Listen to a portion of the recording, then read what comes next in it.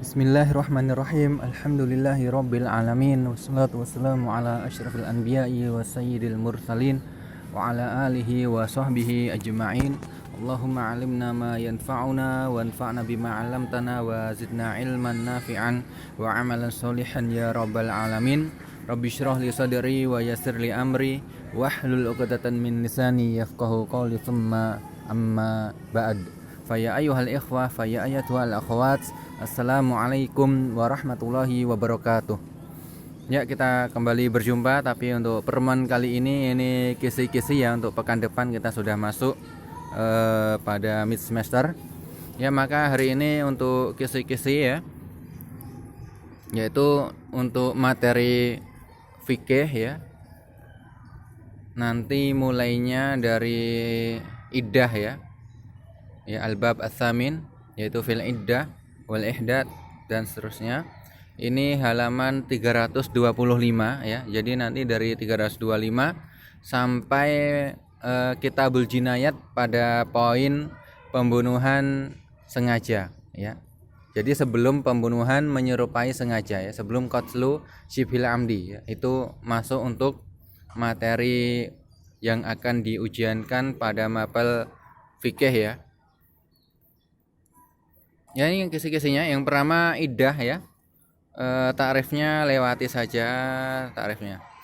Dalilnya lewati ya. Hikmah ya, ini hikmahnya ya. Ya, silakan dicatat sendiri ya hikmahnya. Ya, silakan untuk diberi tanda ya. Kemudian anwaul iddah ini ada macam-macam ya. Ada dua. Ya, ada iddah karena wafah, karena suaminya meninggal dunia, atau iddah firaq, yaitu iddah karena dicerai oleh suami atau ya pernikahannya batal ya, misalnya ternyata itu adalah mahramnya, maka harus fasakh ya. Ya, atau khulu ya. Kemudian iddatul wafah, nah ini nanti poinnya adalah ya harus bisa menyebutkan ya. Misalnya istri ya ditinggal mati oleh suaminya, maka masa iddahnya berapa ya? Di sini ada rincian ya. Jika hamil maka masa iddahnya sampai melahirkan ya, hatta ya tadau hamlaha ya. Ya, di sini di ayatnya ya, wa ulatul ahmal ajaluhunna ayyadana hamlahun. Ya. Itu kalau hamil, kalau tidak hamil ya. Ini kondisi istri kedua ya, tinggal mati oleh suami, istri dalam kondisi tidak hamil ya. Jadi tidak mengandung, maka masa iddahnya fa'iddatuha arba'atu asyhuri wa asyra ya, 4 bulan 10 hari. Ya, ini harus hafal ya. Harus hafal. Ya, harus hafal nih. Ya, maka kemudian yang berikutnya iddah karena perpisahan ya, bisa pisahnya karena dicerai ya, atau karena fasakh. Atau karena khulu ya. Ya, ini kondisi istri ada dua juga ya, kondisinya hamil atau tidak hamil ya. Kalau hamil sama dengan ya iddah ditinggal oleh suaminya ya, ditinggal mati oleh suaminya, yaitu sama hingga melahirkan. Kemudian jika dia hamil ya, itu jika dia hamil sampai melahirkan. Jika tidak hamil ya, itu ada dua kondisi, yaitu wahiyya min zawati al-haid ya, yaitu dia haid ya. Dia bisa haid ya, bisa haid. Nah, ini masa iddahnya yaitu 3 kali suci ya, salah satu quru ya. Jika ingkanat la taral haid ya, jika tidak ada haid ya, maksudnya adalah bisa saja itu anaknya ya, istri tersebut itu memang tidak, biasanya belum pernah haid sekalipun belum pernah haid. Ini juga bisa terjadi pada seorang perempuan ya, sudah umurnya 20, sudah umurnya 30 belum haid. Itu ada ya, tetangga saya ada yang seperti itu dan tidak punya anak ya. Kemudian au Aisyah, atau ini sudah lanjut usia ya, sudah menopause ya, misalnya sudah umur 50 tahun ya, biasanya sudah tidak haid ya, liki barisin, karena sudah renta, sudah tua. Yaitu masa iddahnya bagaimana? Ya, ini sama ya. Untuk yang menopause atau memang belum pernah haid sekalipun, yaitu ya masa iddahnya salah satu asyhur ya, tiga bulan ya, berdasarkan ayat yang atolak ayat 4 ini. Kemudian untuk hukmul al-mutlaq qabla dukhul biha, untuk istri yang belum dicampuri oleh suami maka tidak ada ya fala iddata 'alaiha, tidak ada masa iddahnya ya. Ya, itu saja. Kemudian iltizamatul iddah, ini kewajiban-kewajiban ya antara suami dan istri ya. Suami dan istri selama masa iddah itu apa saja. Ya, ini silakan dipelajari, dibaca ya. Dipelajari, dibaca dan dipahami. Kemudian jika ya itu adalah masa iddah bagi perempuan yang sudah ditolak, tolaknya bain kubro. Ya, di sini bain kubro. Ya, yaitu sudah ditolak 3 kali ya, jatuh 3 kali tolak ya, maka ini bain kubro.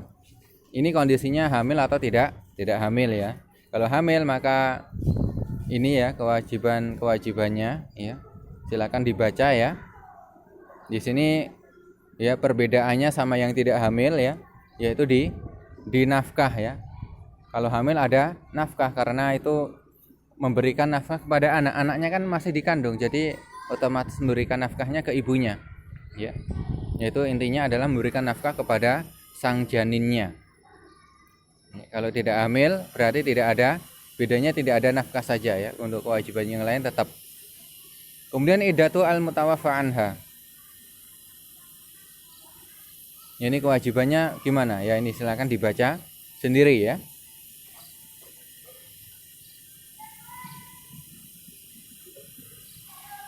Ya, kemudian ihdat ya, dipahami ya, silakan dibaca-baca, dipahami. Ini juga kewajiban perempuan yang masih dalam masa berkabung ya. Yang ihdat itu kewajibannya apa? Ya, apa yang dilarang ya, apa yang dibolehkan ya, silakan dibaca dan dipahami. Kemudian masuk pada ar-radha ya, persusuan. Ya, ini silakan dipahami juga, dibaca, dipahami ya.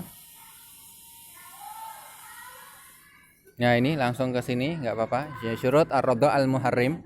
Ya, syarat-syarat persusuan yang menjadikan mahram ya. Jadi karena persusuan itu menjadikan mahram ya, bisa menjadikan mahram dengan syarat-syarat yang di sini disebutkan ada 2 ya, yaitu anaknya disusui itu belum berumur 2 tahun ya. Kemudian harus di sini 5 kali mengenyangkan ya. Minum ya sampai mengenyangkan ya. Ya, itu dihitung sekali, kemudian lagi minum lagi sampai mengenyangkan ya, dihitung lagi hingga 5 kali. Kemudian ma yataratab ala qarabati radha. Ya, ini hukmunya ta'alaq bil hurmah ya. Diharamkannya apa ya, itu menikah ya. Kemudian dihalalkannya apa ya, ini nanti silakan dipahami, dibaca ya. Kemudian isbatur radha ya, ini persaksiannya cukup 1 orang saja ya. Ya, ini nanti juga dipahami, silakan ya. Yang penting perempuan tersebut itu ya terkenal dengan ya, dikenal sebagai seorang yang jujur ya. Dan ini cukup 1 orang perempuan saja ya, tidak perlu ada laki-laki ya, karena laki-laki ya masa mau melihat orang ya menyusui ya, orang, apalagi orang lain ya. Ya, nggak boleh itu ya. Kemudian al-hadonah ya, pengasuhan ya, ini dipahami ya, ini langsung yaitu berkaitan hak ya. Kalau sudah pisah suami istri ya, yang lebih berhak ya ketika masih anak kecil ya, itu siapa? Yaitu kepada ibunya ya, sebelum ibunya menikah lagi. Kemudian syarat-syarat pengasuh ya, syurutul hadin ya, dipahami, silakan ya.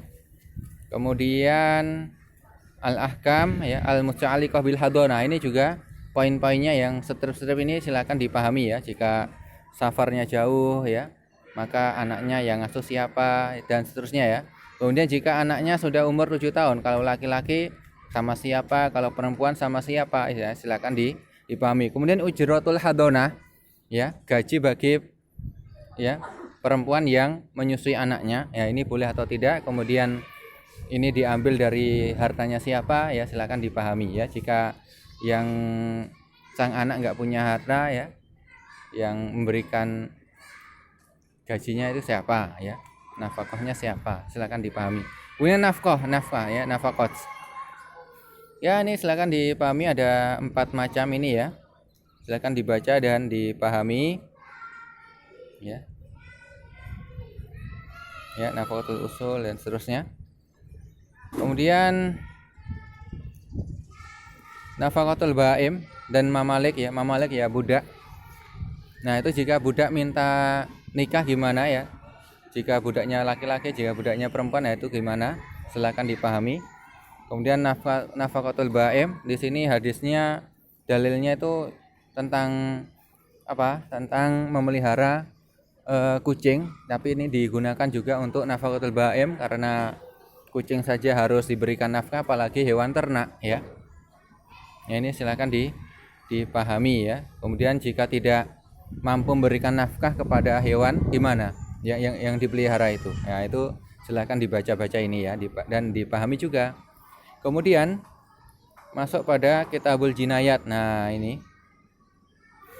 Ya, kalau kitabul jinayat itu ya khusus ya, para ulama menjadikan itu bab itu khusus ya. Kalau kitabul jinayat khusus pada pelanggaran terhadap badan. Kalau al-hudud pelanggaran terhadap harta dan kehormatan. Ya. Kemudian al-jinayah ala nafsi ini langsung masuk di anwaul qatli ya, langsung ya. Anwaul qatli ini ada 3 ya. 2 dari Al-Qur'an, yaitu pembunuhan sengaja dan pembunuhan tersalah al-khata'. Kemudian yang syibhul amni ini dari hadis ya. Nah, ini yang pertama ya, pembunuhan sengaja ya. Ini sih silakan dipahami ya. Hakikatnya bagaimana, syaratnya ini apa saja sehingga dimasukkan dalam pembunuhan sengaja, ini apa saja. Kemudian suwar al-qatl al-amdi, nah ini silakan dipahami ya, baca dan dipahami ya, biar paham nanti ketika ujian bisa memilih pembunuhan yang sengaja itu yang bagaimana ya. Kemudian hukumnya ya, hukum pembunuhan sengaja ya, ada 2, hukum akhirat dan hukum dunia, ini apa saja ya. Ya, ini silakan dibaca dan dipahami. Kemudian syarat-syarat qisas ya, syarat-syarat ya, itu berhak untuk dilaksanakan qisas ya, ini silakan dipahami. Ada 4 ya, silakan. Kemudian hikmah qisas apa saja ya, silakan dipahami. Kemudian juga syurut istifail qisas ya, syarat-syarat dilaksanakannya qisas ya, tidak hanya tadi syarat istihqaq al qisas tadi yang sebelumnya tadi ya, itu harus terpenuhi dulu baru kemudian syurut istifail qisas. Nah, ini silakan dibaca dan dipahami. Kemudian min ahkamil qisas, ya ini silakan dibaca dan dipahami ya. Ya, udah sampai sini saja, sampai halaman 347 ya.